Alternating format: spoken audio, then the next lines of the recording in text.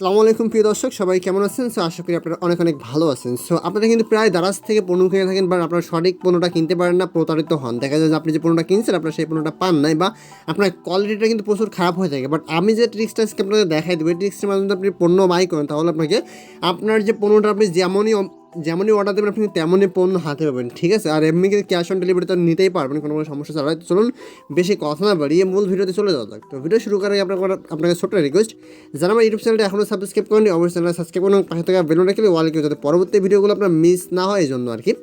So আপনাদের প্রত্যেকে কিন্তু একটা করে দারাজ অ্যাকাউন্ট আছে, বাট দারাজ থেকে আপনি যখন পণ্য বাই করেন তখন হয় কি যে আপনি যে পণ্যটা অর্ডার করেছেন সেটা কিন্তু আপনি হাতে পান না, বা আপনি পেলেও কিন্তু পণ্যটা নষ্ট থাকে বা খারাপ থাকে, বাট আপনি সঠিক যে পণ্যটা বাই করতে কী হবে সেটা আপনি জানেন না আর কি, ঠিক আছে? তো এখন আপনাকে যে কাজটা করতে হবে, আপনি যে পণ্যটা বাই করবেন আর কি, আপনাকে যেভাবে সঠিক নিয়মে বাই করতে হবে সেটা যদি আমি দেখাই দিই আপনাকে। ধরুন আপনি এখান থেকে যে কোনো একটা বাই করবেন, যে কোনো জিনিস।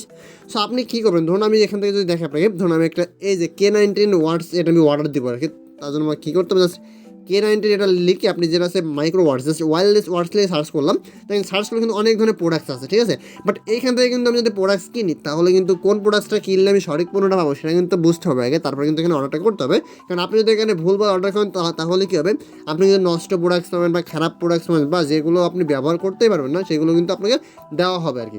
সো কীভাবে সঠিক পণ্যটা আপনি চিনবেন সেটা যদি আপনাকে দেখায় দিই।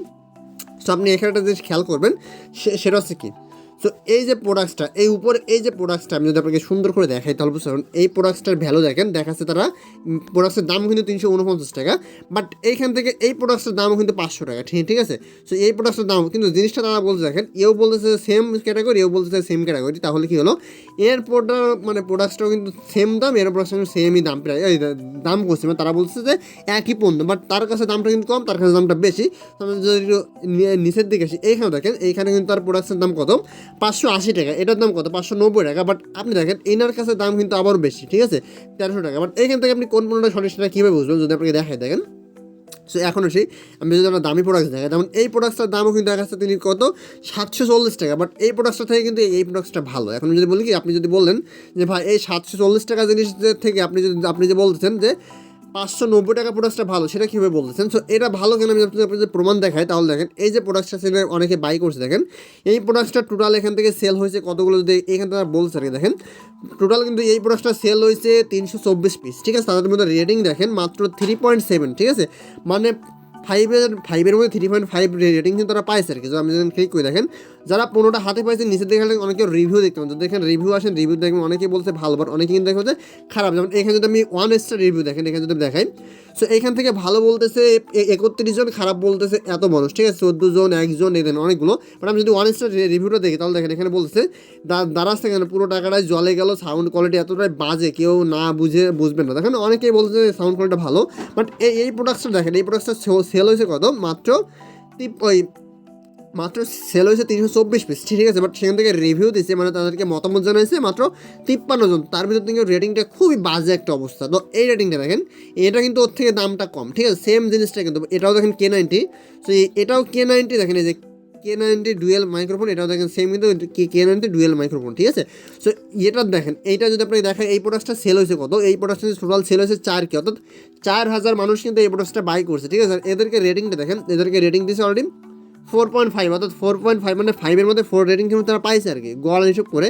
আর এখান থেকে টোটাল দেখেন রেটিং পাইছে 629 আর কি, মানে যারা এখান থেকে বাই করছে অর্ধেকের বা মানে সীমিত পার্সেন্ট লোক কিন্তু তাদেরকে রেটিংটা বা তাদের মতামত তারা জানাইছে।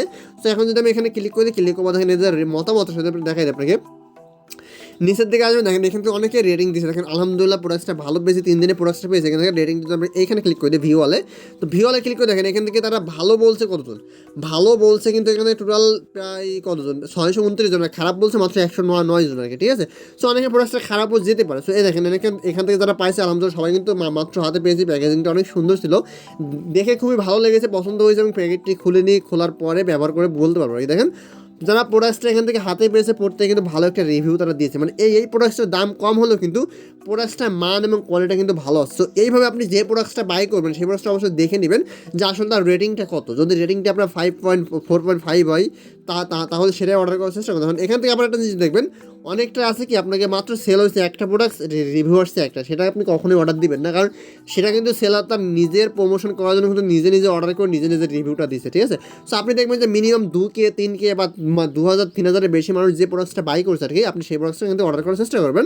সো এখান থেকে যদি আমরা আরও একটু নিচের দিকে স্ক্রল করেন, আপনি কখনোই দারাজ থেকে কোনো পণ্য কেনার জন্য হাই উতাস করবেন না, ঠিক আছে। অবশ্যই আপনি কী করবেন, ধৈর্য ধরে বাই করে দেখে শুনে তারপর প্রোডাক্টটা অর্ডার করবেন, তাহলে আপনার প্রোডাক্টটা 100% ভালো হবে।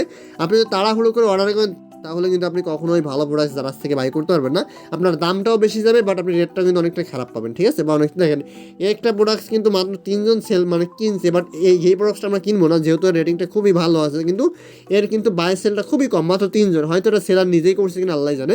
সেজন্য বলো যেটা আপনার দেখবেন যে বাই বেশি হয়েছে, রেটিংটাও ভালো, সেই সব প্রোডাক্ট আপনি বাই করার চেষ্টা করবেন, ঠিক আছে। তাহলে আপনি ভালো জিনিসটা অল টাইম হাতে এখান থেকে পাবেন আর কি। তো এইভাবে কিন্তু আপনি দারাজ থেকে খুব সহজে ভালো এবং সঠিক নিয়মে কিন্তু দারাজ থেকে পণ্যগুলো অর্ডার করতে পারতেছেন।